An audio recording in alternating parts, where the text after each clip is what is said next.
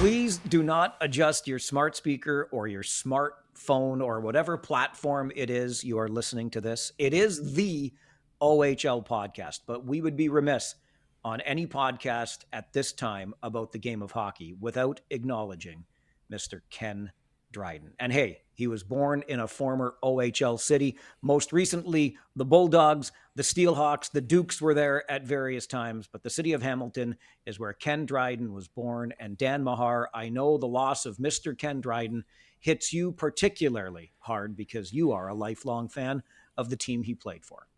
Yeah, and even though he was kind of before my time from a playing standpoint, he's been around the team as an ambassador forever, and you still know as a Habs fan that the Mount Rushmore of goalies, we talked Jacques Plante, Ken Dryden, Patrick Waugh, and Carey Price, and feels surreal to me to lose Ken Dryden on the same day the team moves Carey Price's contract. Something to that, I'm sure. But what a gentleman, what a scholar, author, ambassador. All those things kind of run equal to his goaltending contributions as well, which says something about the man. But what a loss to the community, and condolences to his family. There are many ghosts that run through a franchise as historic as the Montreal Canadiens. And you nailed it, Dan. Same day that Carey Price's contract gets traded to San Jose, we learn of Ken Dryden's passing at the age of 78. As a lifelong Leafs fan, I'm almost obligated to hate the Montreal Canadiens. And believe you me, I do. But I certainly gained an appreciation for Ken Dryden in my life. When I was a much younger man, you used the word author as one of the descriptors.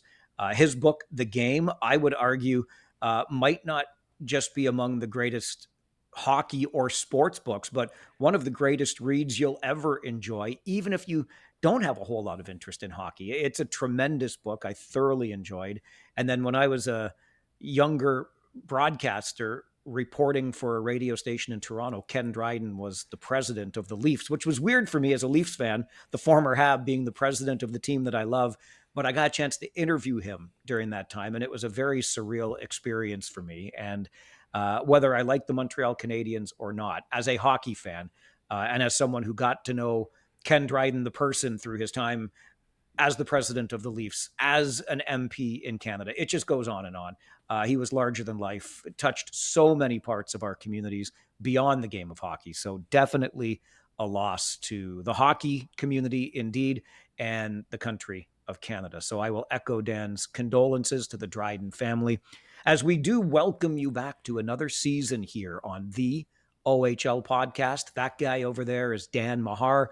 I'm Mike Farwell. I feel, Dan, as though starting a new season on this podcast is like going back to school. Are we supposed to tell about our summer vacation now? Like, what did you get up to for the summer? Nothing terribly exciting. Mike had a few little mini trips here and there filled with my daughter's dance schedule. So nothing terribly exciting, but what kept you busy? I got to drink from the mug of the Oshawa Generals. That's right. As a lifelong Kitchener resident and broadcaster for the Kitchener Rangers, I was drinking from the Generals Cup, but not the one that they won with back-to-back Eastern Conference championships. It turns out that my buddy Neil Luxton, who's coming up on 40 years leading the off-ice stats crew with the Oshawa Generals, has a place up in an area where I like to take my motorcycle. I enjoy motorcycling in the nice weather, and Neil had seen me post a picture from his area. I don't want to give too much away. I don't want you going and crashing Neil's party. But last summer when I was away and I posted a picture, he saw that I was in his town. He says, Farwell, next time you're up this way, like, I can give you way better accommodations than the motel, that greasy roadside motel you were staying in. So I thought, you know what, Neil, I'm taking you up on that. And I'll tell you what, it worked out incredibly well. A gracious host. And it just goes to show how people working with different organizations in this Ontario Hockey League can be best of friends. So I spent the night, and the next morning, what did he do? He gave me a cup of coffee in an Oshawa Generals coffee mug. So, Dan, that's how I spent my summer, in case you were curious. Oh, it just goes to show the hockey community is small, even when we're on opposing sides, right? Absolutely true. And Oshawa has had a couple of strong years winning those back-to-back Eastern Conference championships. How will they do this year? Well, Dan and I have the answer to that. It's going to be the right answer too, because nothing can possibly go wrong making predictions weeks before the season even starts. So that is something coming up on this episode of the OHL podcast. And as we get a new season underway, just want to thank you so much for being a part of this OHL podcast community. It is the top rated podcast covering the Ontario Hockey League in all of the land. And we love that you're a part of it. And we encourage you to stay engaged and interact with us through another season. Tell a friend about this because we're just getting underway with all of the information and infotainment you want for another OHL season. Remember, our email address, ohlpodcast@rogers.com. Use it. Follow us on social media. Dan is on X at his name, Dan Mahar. I'm on X at Farwell_OHL. You'll find us on Instagram, the OHL Podcast, and on our YouTube channel as well. Same name, the OHL Podcast. We love interacting with you. We love watching this podcast grow, and you are a key part of it. So again, remember, tell a friend, give us a like, a review, anything else that helps keep people aware of the work that we're doing here.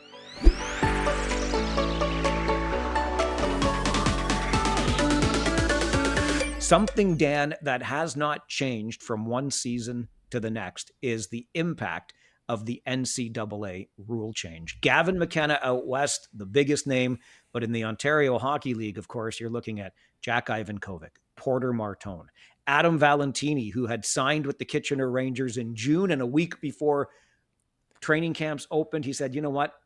I am going to the University of Michigan after all. And here we are still in this really interesting place in junior hockey. Yeah, and the implications just keep rolling in, right? So we're day to day, we're kind of guessing what this will mean. And you look at cases like, so in the case of Valentini, who you just mentioned, really puzzling to me at that age. Kid hasn't even finished grade 12, 2008 birth going already. So it's going to skew things for the NCAA as well. It's going to become a younger league. What does this mean? Which players are going to go there, not necessarily be happy with the role they thought, and then want to come back mid-season? But for me, Mike, at this stage that we're talking about in early September, the biggest impact I see right now is with all the uncertainty, these OHL clubs have just invited oodles of players to their camps. So the training camp rosters are a lot longer than you ever see before.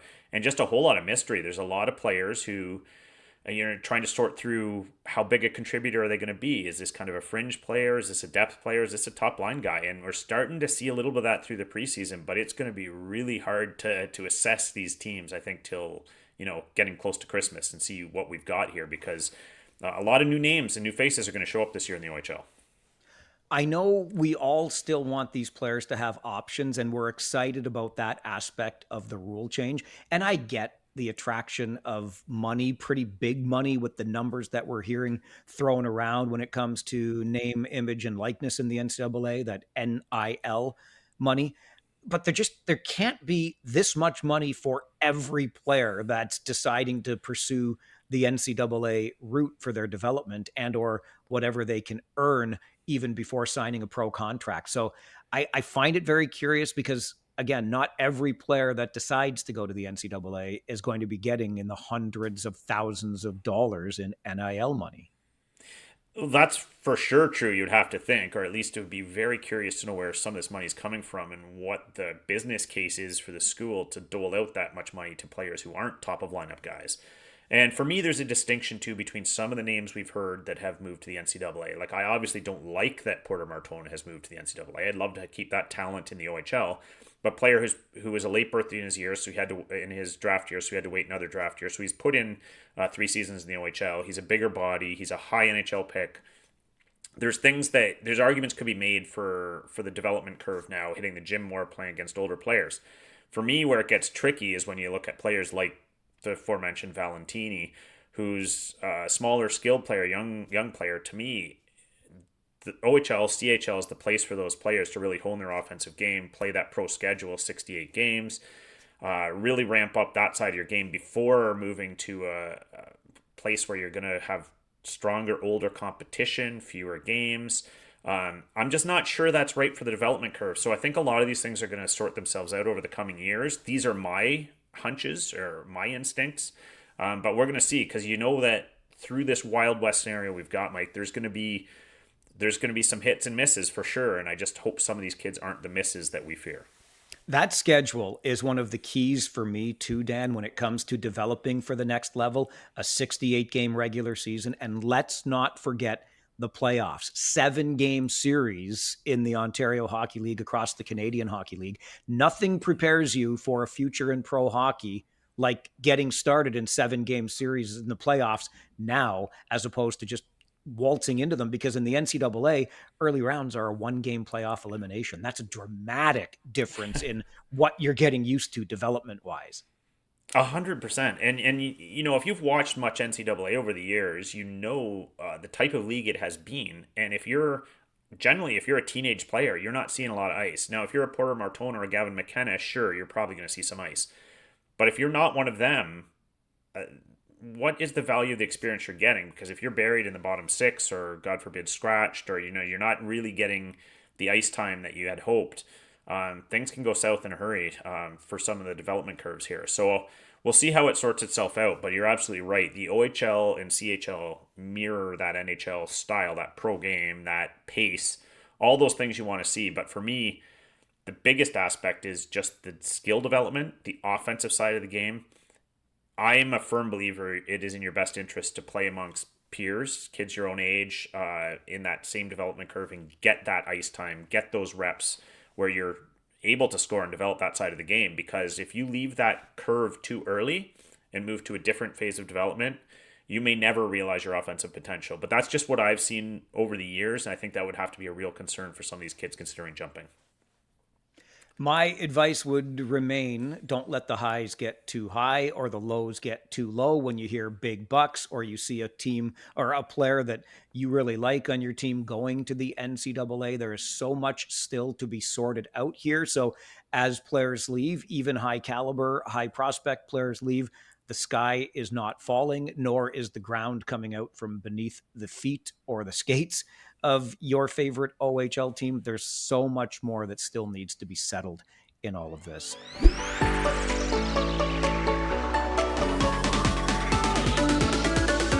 Another thing regarding player movement, Dan, and will impact OHL rosters, is something that you actually brought our attention to last spring. So this is kind of like coming back to class in a new school year and having a refresh math test to see what you retained from the year before. But you pointed out, Dan, as we were coming up on the end of our season and looking ahead to the NHL draft, there was conversation about the new CBA in the National Hockey League. And you told us last spring that watch out for 19-year-olds and more options for the NHL under the new CBA to place these 19-year-old players in the American Hockey League. It sounds like that is still something that is in the offing, but not in the immediate future. Yeah, so the NHL at this point is the only statement they're making is that they continue to have these negotiations with the CHL and USHL and these junior leagues, and that they'll update us as this comes about. What the pundits are telling us is that they're looking towards next season, towards 26, 27, probably to implement whatever this change will be. I think at this stage, all we really know is what we've probably known for a while, is that there likely will be a change to some degree that allows 19-year-old players to play in the AHL. We don't know what those conditions will be. We're hoping that, as you put it, I think last year, Mike, that there are guardrails and severe guardrails. Maybe you have to be a first-round pick, or there's only one per franchise, or some guardrails like that, which would protect the junior leagues. So I have to think it's a good thing that the NHL continues to negotiate with the CHL, as they put it, clearly understanding that there is risk to those leagues and they don't want to sink those leagues by pilfering all their 19-year-old players, obviously. So, and you know my take on this, Mike. I've been a big believer for a long time that very few 19-year-old players belong in the AHL. Very, very few. Maybe in the range of 5 to 10 per season across the board. We're talking the elite kids that can do something there. So I'm just waiting to see what those guardrails will be, Mike. I'm hopeful that it's very restrictive and still protects the CHL, but we'll find out probably heading into next year, and it'll cause a whole new level of panic and planning for these teams going into next year. Which kids were we planning to be our core leadership group are not going to be with us. So for another day, but it looks like this season at least we're okay. Absolutely. Looking like the 26-27 season at the earliest we see something like this. So spend the time going over the finer points of this change to the CBA. And to your point, Dan, about 19-year-olds, pro hockey, et cetera, we've said this so many times, but because these conversations are still kind of happening and these changes may still be coming, I'll just say it again as loudly as I possibly can. A player's development has never been stunted by staying in junior for an extra year, dominating, even if they seem to be quote unquote too good for the OHL. Dominating has never hurt their future development. Whereas, how many times have we seen? We can all pick out examples from our favorite teams where a player got called up, quote unquote, too early and then fell behind in terms of their overall development. So nobody's ever going to be hurt, in my opinion, by staying at this level for even one more year. Excellent point, Mike, and I couldn't agree more. And we may sound biased because we're fans of the OHL, obviously, but I think these families of kids that are coming into this window of their career are often families that haven't been around the game as long, don't know that history. So you're getting lots of information thrown at you by advisors, by schools, by recruiters, and everyone wants to spin their narrative to convince you to see things their way. To me, to rise above all of that chatter, all of those biased opinions, the number one thing is what you just said. When you look at history, I've yet to see a player that was hurt developmentally by playing their 19-year-old season in the OHL or CHL. If you can think of an example and show me, fine, but I can't think of any. But there is a long list of those who made the jump too early and never panned out to the extent they were expected to. So I think that if you get above the fray, and you keep your focus on that, just keep that in mind, because if you choose to stay in the CHL, I don't see how that's ever going to hurt you. If you can think of that example to share with Dan Mahar, hit him up on X at his name, Dan Mahar, or send him an email, ohlpodcast@rogers.com. But I don't think of all the things you're going to hit Dan up on X over or email him about, it's not going to be that, because I think he is 100% right in this regard.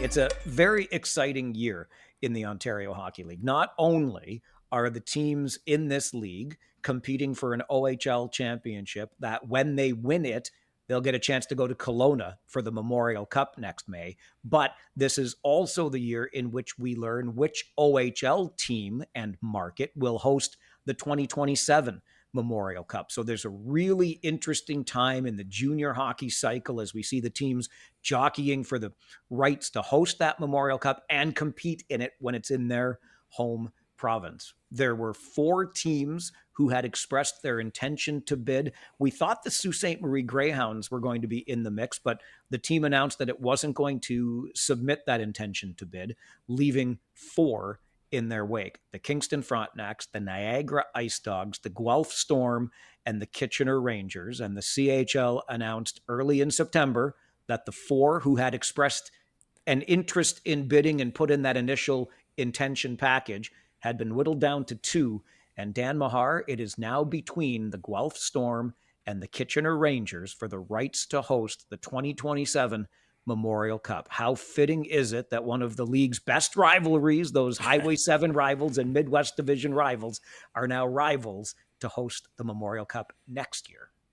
Yeah, I mean, it's going to be an interesting narrative all year, is it not? Or at least until November, December when they make the decision.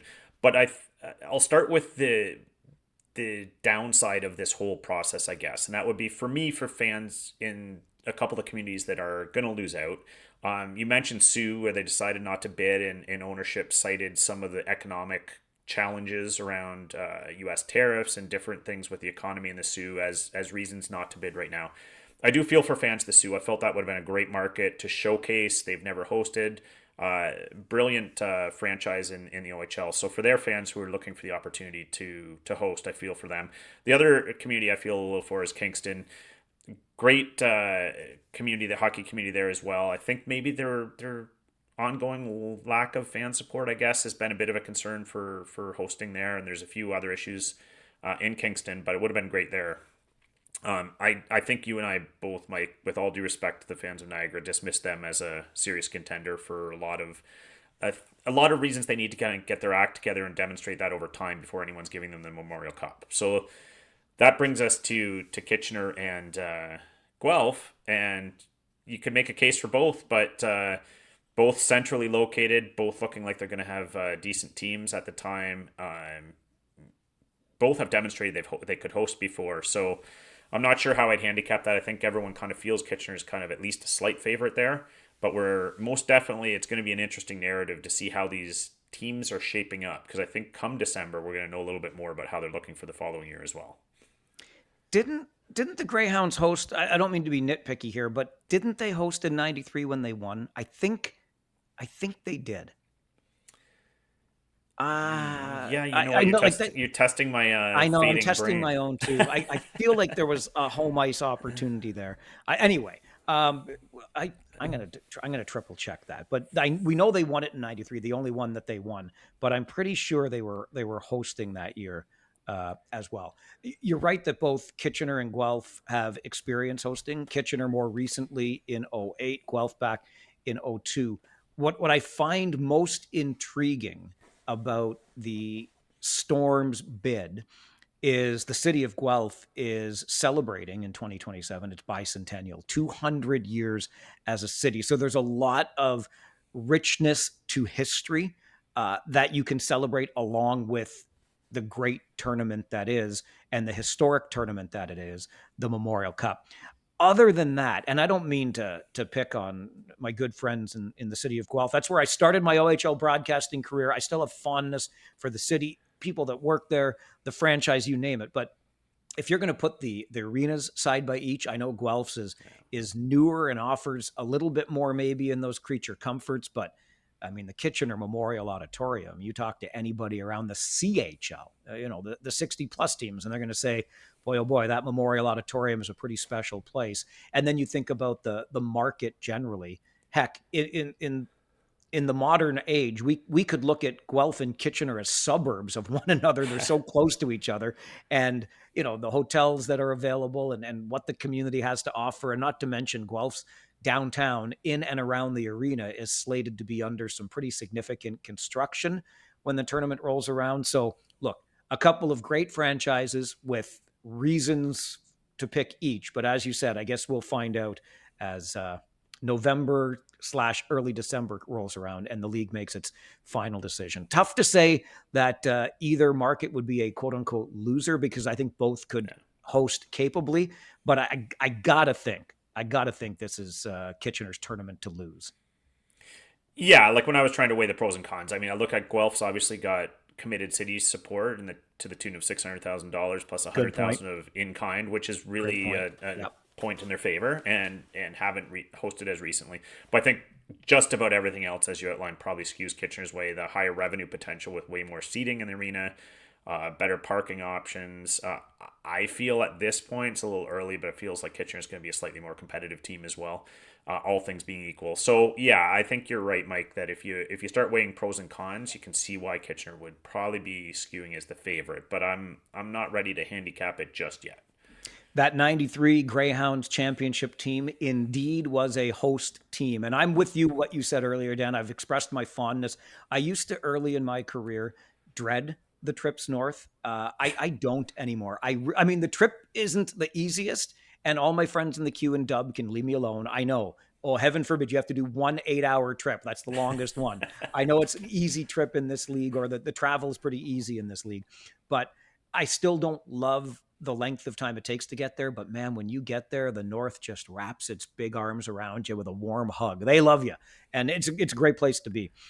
So too bad they did bow out, but there is perhaps opportunity in the future. Okay, speaking of the future, your immediate future, get ready. I want you to take notes, because you can come back and laugh at us as we are about to make our Eastern Conference predictions for 25-26. And Dan and I have been talking about this for about a week now, and neither of us has a clue as to what. I think this much is fair to say.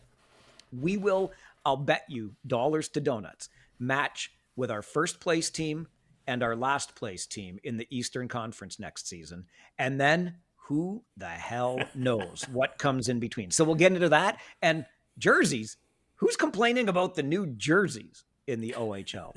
Also, still to come on this week's episode, the season premiere of the OHL podcast. Your season, your shot. The NFL season is rolling, and every touchdown can bring you closer to a payout with DraftKings Sportsbook, an official sports betting partner of the NFL. From first touchdown scorer to anytime TD props or the thrill of live in-game betting, every snap is loaded with opportunity. Just looking at the lines, the Packers are an early favorite versus Washington this coming Thursday. Now, new customers, this one is for you. Bet just $5 and get $200 in bonus bets instantly, plus score over $200 off NFL Sunday Ticket from YouTube and YouTube TV. Download the DraftKings Sportsbook app and use code THPN. That's code THPN to get $200 in bonus bets instantly when you place your first $5 bet. Plus, over $200 off NFL Sunday Ticket from YouTube and YouTube TV. In partnership with DraftKings, the crown is yours.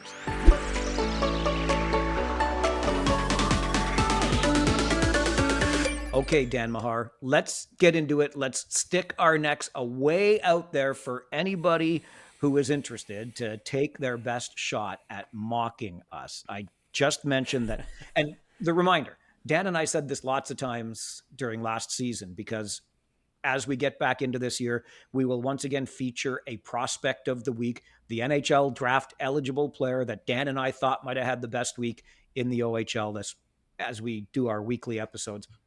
We never talk to each other about that. So sometimes we have the same name and whatever. And sometimes we come with an honorable mention just in case we had the same name. So we have not discussed this ahead of time. However, I have a feeling that Dan and I are going to have the same team at number 1 in the East and the same team at number 10 in the East. That's my assumption. And then I was scribbling and changing most of the morning as we got ready to record this episode because I have no idea what's going on in the middle. So, Dansky, let's start there. Give me your prediction for the last place team in the East this year and your first place team in the East this year. All right. And you've covered all the caveats, so I won't go in depth, but I will just say mock away.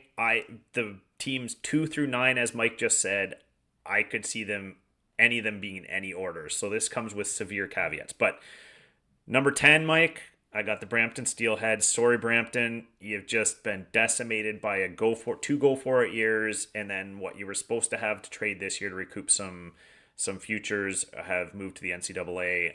It's going to be a rough year in Brampton, in my opinion. And at number 1, I think everyone and their dog will probably have the Brantford Bulldogs. They look like an absolute wagon this year, and just getting better. So they've made tweaks and improvements and will continue to. So that's my 1 in 10, Mike. Did we match up? So as a reminder here, great minds think alike and fools seldom differ, but absolutely. And I'll just add with Brantford, because you put it so well, everybody and their cousin is going to be taking the Bulldogs to win the Eastern Conference this year. How incredible a story is that when you are graduating a 72 goal scorer like Nick Lardis goes, and you still think the Bulldogs, we all think the Bulldogs are going to dominate the East. So that just speaks to them kind of being ahead of schedule, maybe a little bit last year, what they're bringing back, and obviously what we're seeing early on from the Brantford Bulldogs. Yeah, I mean, we see the front end talent there is just incredible, right? I expect that 72 goal season that you referenced from Nick Lardis might be replaced pretty short order by Jake O'Brien and some of these players they have at the front of the lineup. But then you look at who they've added on the younger side. Caleb Malhotra's showing up in Brantford this year. They've got talent up and down that lineup at all positions. And we know they're physical. We know they're battle tested. I'm not seeing another team in the East right now that's near their level. So. We'll see, but I can't see it happening.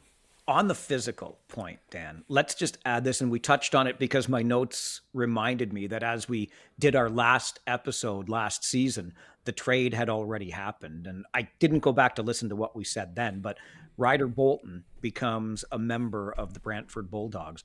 Do you think maybe the Bulldogs felt as though they got bossed around a little bit by Oshawa in the playoffs last year and thought, you know what? We're not letting that happen again. So we're going to go out and get the toughest kid in town and put him on our team. I think there's a not too small piece of that in the deal that they made to get Bolton. Well, there was a lot of discussion when Nick Lardis took that hit in the playoffs that put him out that there wasn't a response. And I know a lot of players said, well, it's not the time to put your team down, et cetera, et cetera. But yeah, when you go out and get Ryder Bolton, that's a pretty direct response, I would think. And not that, Ryder Bolton's necessarily going to impact many of the games dramatically. But yeah, we'll call it a deterrent, right? These teams want a deterrent. And I think Brantford can handle themselves physically with or without Ryder Bolton, but it certainly isn't going to hurt their cause.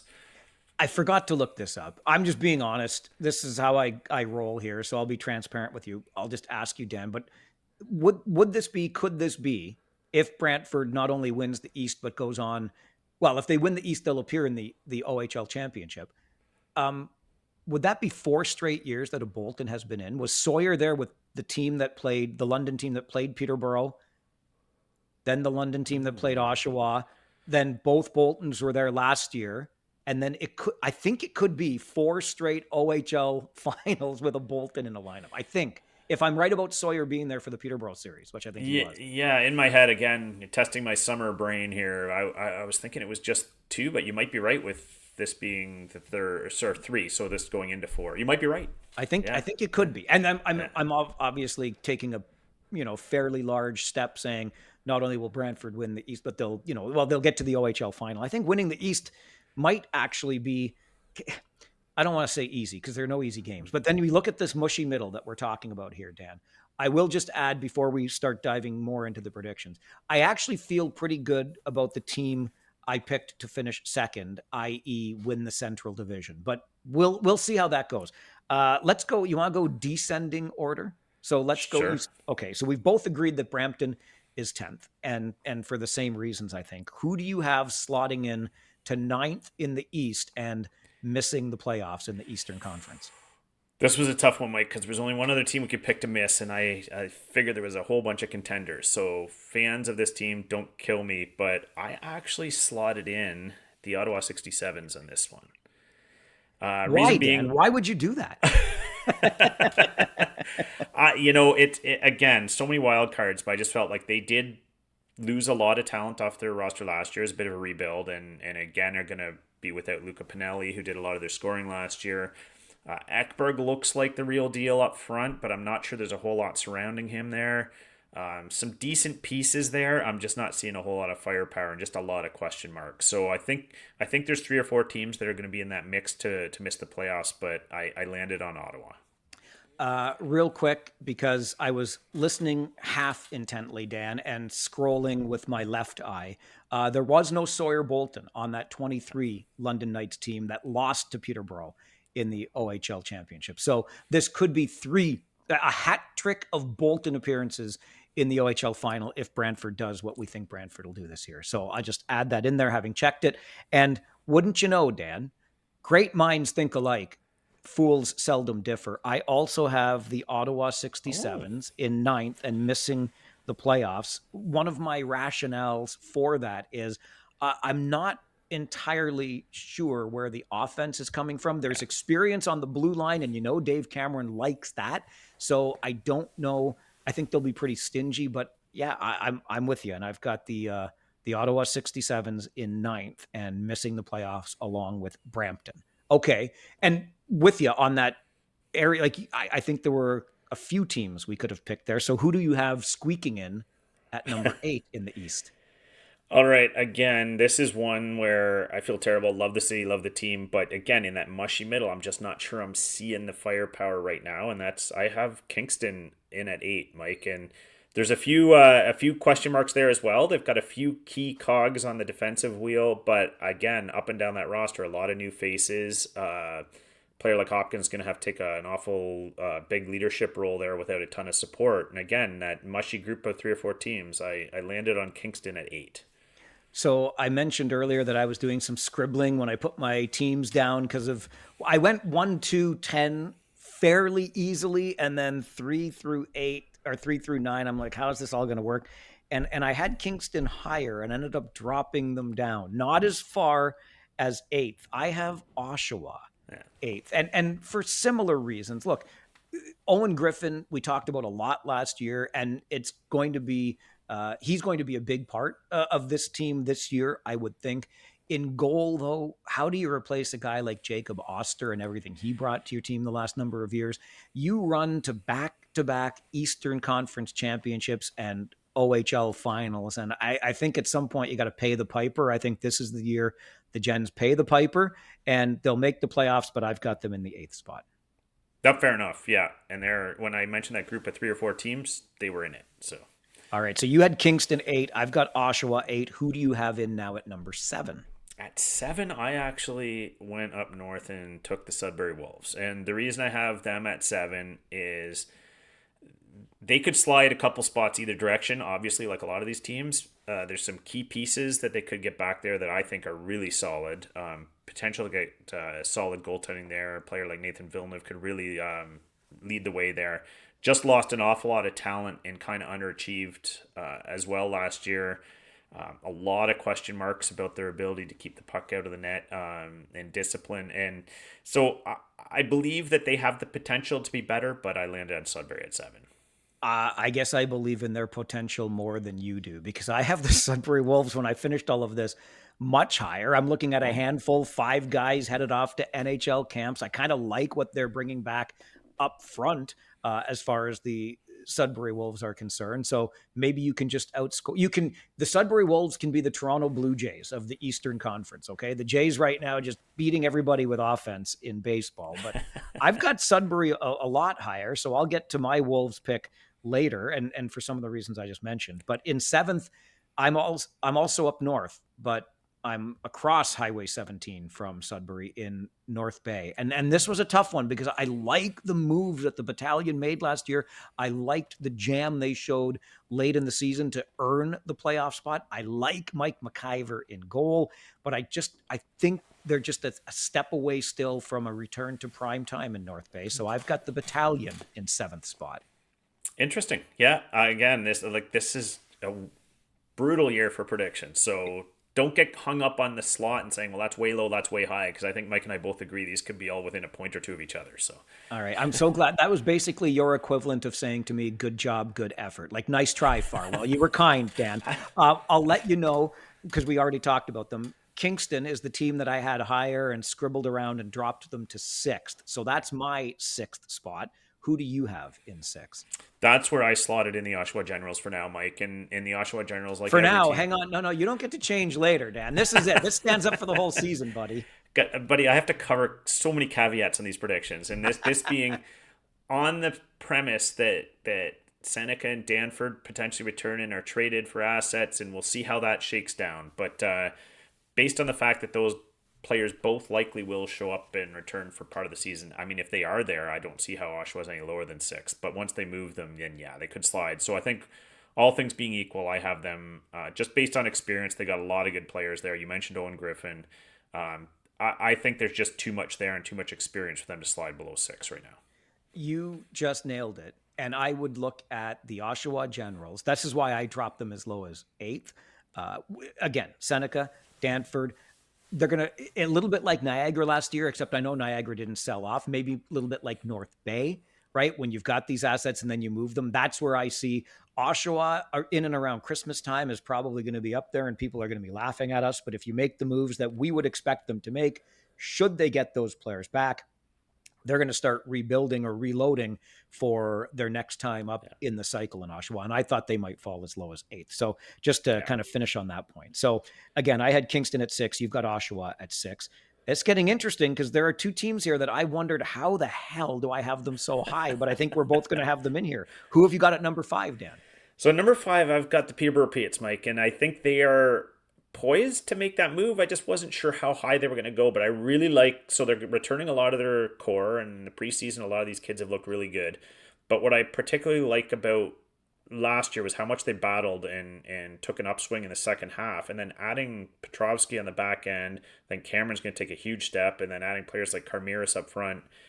To me, they've buffered that lineup enough right now to give themselves a shot in the East. And we know they compete. We know how those Rob Wilson teams work and grind out.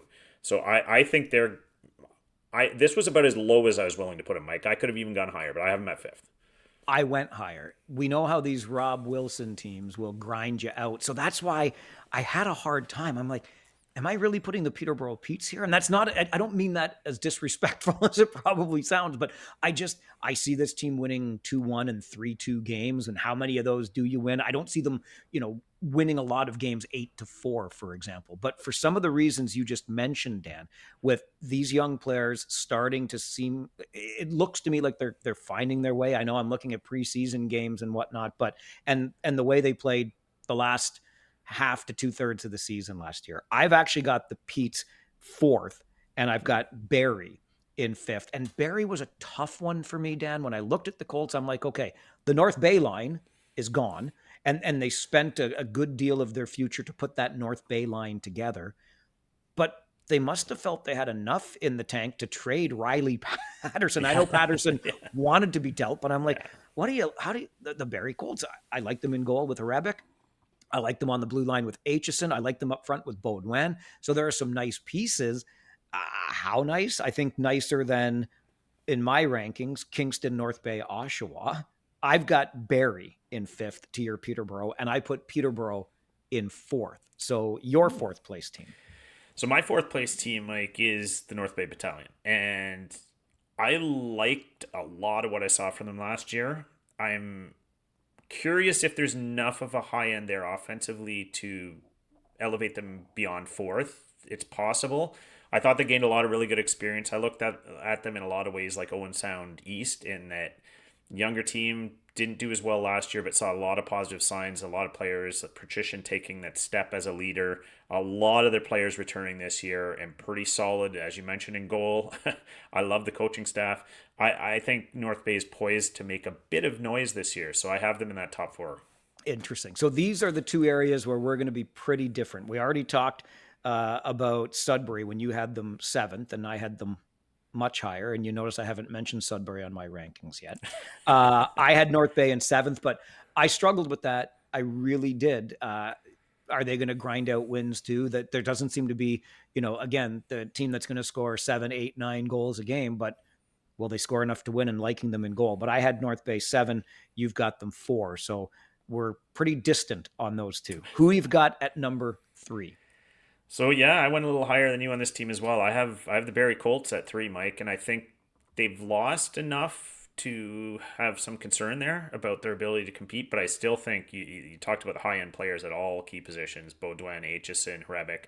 A lot of experience there. I really like their D-core again. They're returning a lot of those fluid skating D that can move the puck. I think there's enough there, Mike, that they're going to contend towards the top of this conference again. So I've got Barrie at 3. See, you say again, and I just couldn't wrap my head around it again, but Marty Williamson seems to get a lot of mileage and turn over teams and bring them back and do the same sorts of things. So yeah, I was a little lower, and you put Barrie at 3. I had Barrie lower, and in my scribbles moved them up to 5, and then Peterborough 4. And I don't know why, Dan, but I looked at the Sudbury Wolves and said, I'm slotting you some way, somehow into the third position. I'm not convinced that the goaltending is there right now, but I certainly like what I see up front with the Wolves. I like what Scott Barney did a season ago, and I think another season in there as he continues to establish that culture. I've got the Sudbury Wolves in third spot in the Eastern Conference. Some way, somehow. It's, again, OHL podcast at Rogers.com when you want to make fun of me anytime during the season. The thing is, Mike, I had them down the list, but I could see it happening too. I had them at 7, but it wouldn't shock me if they are as high as 3. So, and so there are our two biggest differences. You've got Sudbury 7, I've got them 3. You've got North Bay 4, I've got North Bay 7. And wouldn't you know, I said earlier, I knew we were 1 and 10. I would have bet money on that. And as we started these Eastern Conference predictions, I said I feel pretty good about my second place team, the Central Division winner. And clearly, by process of elimination, Dan, we both believe the Niagara Ice Dogs are going to win their division this year. Yeah, it was surprising. I thought this is one where I might get some flack, so I'm glad to see we agree. Yeah, just based on history, but I honestly love what they're building there. I mean, bringing Chris Barch as a coach, usually you get an infusion from that, but he's a guy with a lot of experience in the NHL. But aside from that, that top end up front, like Rubrick's posed to have a huge year. You got Waslin. They just got Rice and Edgar to commit. They aforementioned Riley Patterson to trade to buffer that up front. I love some of the new additions on D2 with Del Elche on the back end. And the question mark for me, a little bit on the defensive side for sure, but was the goaltending. But it sounds like Ermolenko, their import pick, is going to be here eventually.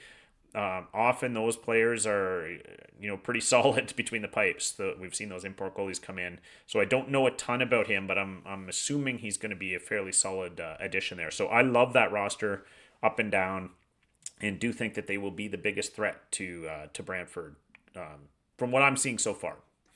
You thought you would take flack for that, Dan. Do you remember last year when I'm like, if a team shows you who they are, believe them? And I picked them to miss the playoffs again because I'm like, this team, they just haven't shown me yet after all these seasons since pre-COVID where they haven't been able to crack through back into the playoffs and all kinds of off-ice issues. And then I think in December, they were still running in first place before the second half, and they fell rather precipitously, and there were some off-ice issues. But I, too, am looking at this roster, especially up front, and I'm thinking, well, okay. I mean, there's lots of firepower there, including the addition of Patterson. Don't forget Brady Waslin. A lot of people talking about him and his BU commitment, but by all accounts, it's another season here in the O before he goes over to Boston University. So, and I will also add, I really like the addition of Frank Evola there as the general manager and the pedigree that he brings as well. So I think the culture is being reestablished. I like what I see on paper on the ice, and I'm with you, Dansky. The Niagara Ice Dogs could very well be lighting the lamp a little bit. And how do they do in goal? We'll see how that all works out. But of the teams that have questions and holes in the East, I think the Ice Dogs have fewer of them coming into this season than some of the other teams we discussed. Agreed. Yeah. And I think one thing too, we talk about things that will happen during the season as well. And with all due respect to the current crop they have in camp right now, I do expect the Ice Dogs are a team that might make an upgrade at the overage position as well. Because this is kind of a go for it year for them. And I can see them seeing that as a bit of a hole right now. So I'm also making the assumption that there will be roster upgrades there as well. A reminder, you can reach us anytime. Dan on X at his name, at Dan Mahar. I'm at Farwell_OHL. And shoot us an email, ohlpodcast@rogers.com. If you think we're way off, if you think we're spot on, whatever it is, love your feedback. But those are our Eastern Conference predictions. We've both got Brantford, Niagara 1-2, and the Ottawa 67s in 9th, and Brampton as the 10th place team. In the middle, if you can figure it out better than we can from 3 through 8, you go right ahead and take your best shot. But that's our best shot. And we're not quite done on this premiere episode of the OHL podcast for the 25-26 season. There are new jerseys to talk about a little bit. I've got thoughts on this, okay? And it wouldn't be a new season without some new rules in place. Stay with us as we continue your season premiere of the OHL podcast.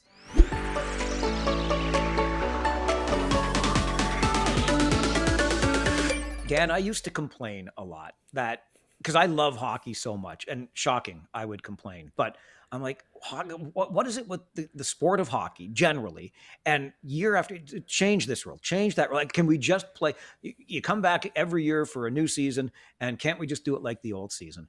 But I'm kind of getting used to it, and I think the evolution and looking at things that can be tweaked. It's not like we're, redefining offsides and icings a whole lot. The general rules stay the same. They make the tweaks, I think, to try to improve the product.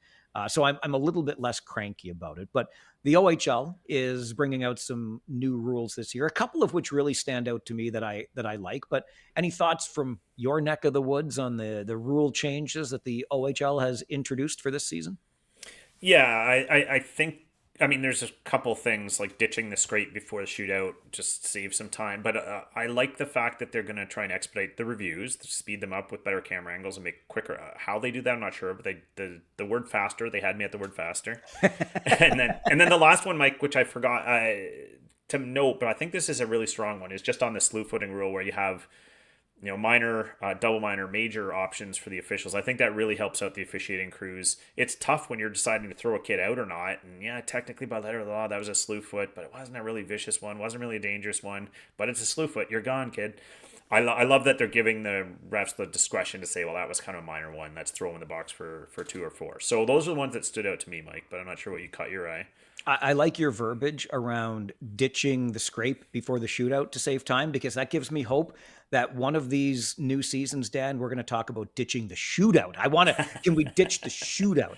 I'm with you. You had me at faster on video review. Obviously, how this works out in practice, we'll see.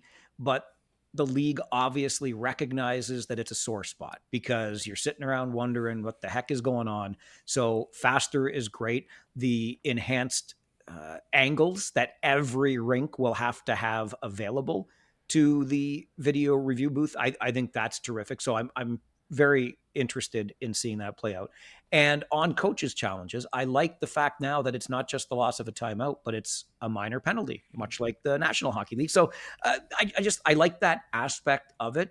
And I'm interested to see how it plays out. If it gives teams, are you really going to reconsider whether or not to issue that challenge or not? We shall see. But I like the fact that it's a minor penalty now instead of just the loss of a timeout. And overall, in all of this, I hope what we can take away, and you allude to it, Dan, when you talk about the slew footing and the other options that are made available to officials, because it's a big deal to throw a player out of a game. So they're going to have the opportunity to take a closer look at things, assess different penalty levels. Can we just and maybe I'm biased about this because the officiating camp this year was in Kitchener. So I got to be around for a little bit of it and just be nosy. And look, I know, and in every sport, we love to pick on the officiating.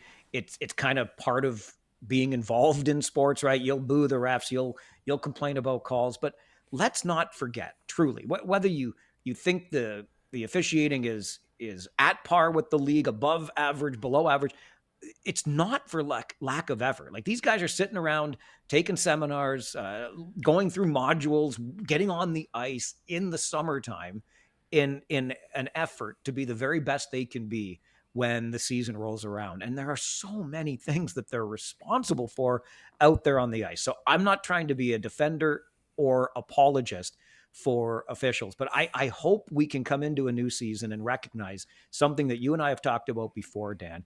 As frustrating as it can be when calls go wrong, and they will, because these are human beings, but the number of times the wrong call or the bad call literally is the difference in the game. 2% of the time, 5% of I don't know, but it's a pretty small number. So yes, we can get upset, and maybe we can then remember, you know what, these guys are humans, and they are, honestly. And the league is taking seriously with the combine that happens, the off-season training to get ready for another year. If you want to sign up for the job, go right ahead. I'm going to get off my soapbox, but I hope we can use this as an opportunity to say, coming into the season, hey, human beings out there, very important part of the game. Cut them a little bit of slack if or when they make mistakes. Well, yeah, two things jump out to me when in the referee discussion is, one, you just kind of touched on, right, is we hear about when you don't like something, rightly or wrongly. Who's to say the fans are right if they think the call was wrong?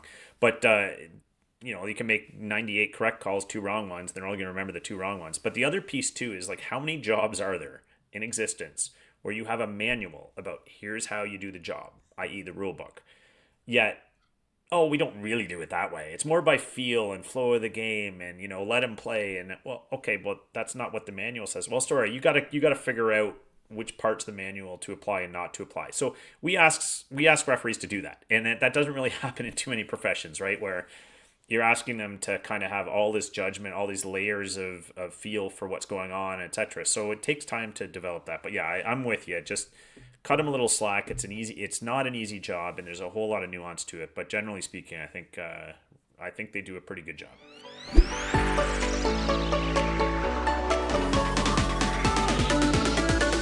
One more point before we let you go this week, as the preseason continues in the Ontario Hockey League, and I don't know how passionate you are about this, Dan, but I've decided I'm actually quite passionate about it.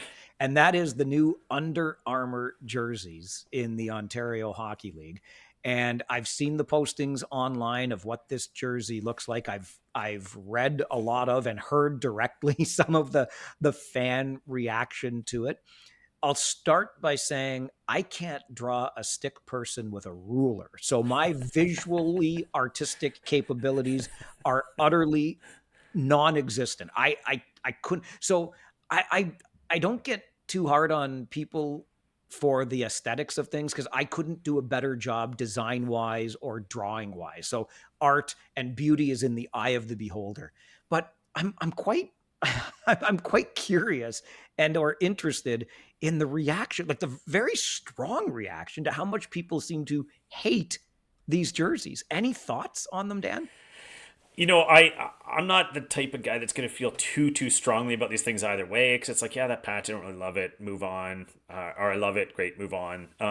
I think in some contexts that patch can be pretty obtrusive. It looks like a bit of a blight. This kind of stands out. It's distracting. It's clutter on the jersey. So aesthetically, I can see certainly with certain color blends, it's not ideal. You don't love to have that blight there, but yeah, I'm with you, Mike. I spent too much time standing in the corner during art class because I couldn't draw a stick figure. So I'm not one to criticize aesthetics too heavily.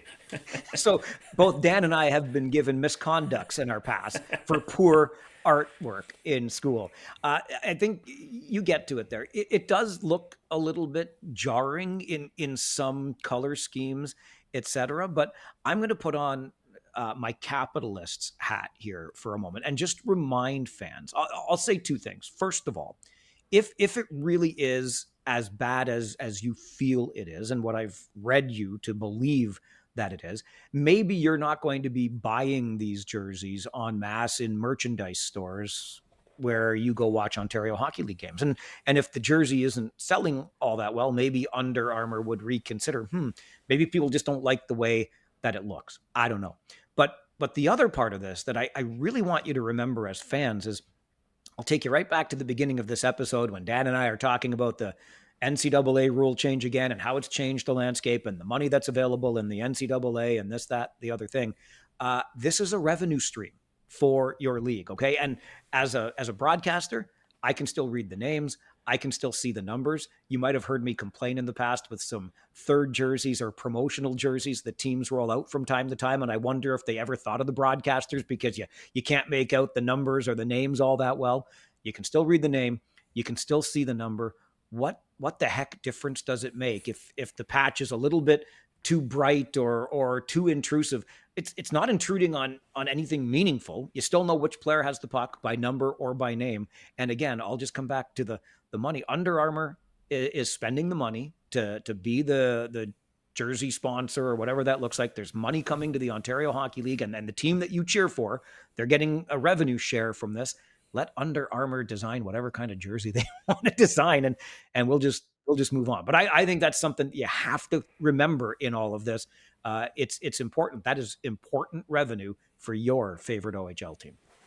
It's an excellent point, Mike. We can't complain that the CHL doesn't have financial ways to compete with the NCAA, then tell them they can't have sponsors. So, yeah, you're absolutely right. And the fact that this many people complained about it, had this kind of reaction to it, Mike, tells me that they're noticing the patch. From a sponsor standpoint, job done, right? Bingo, you nailed it right there. Exactly, yeah. Right? At least people are talking about it. Yeah. I had a friend, because I cover news on the radio in my day job outside of hockey, and he was a politician, and I was asking him for a quote for something at one point, and he says, as long as you spell my name right, like just get me in the paper or get me on the radio and pronounce my name properly, because that's what matters. So we're talking about Under Armour, and whether you like the way it looks or not, you're talking about it, it stands out to you.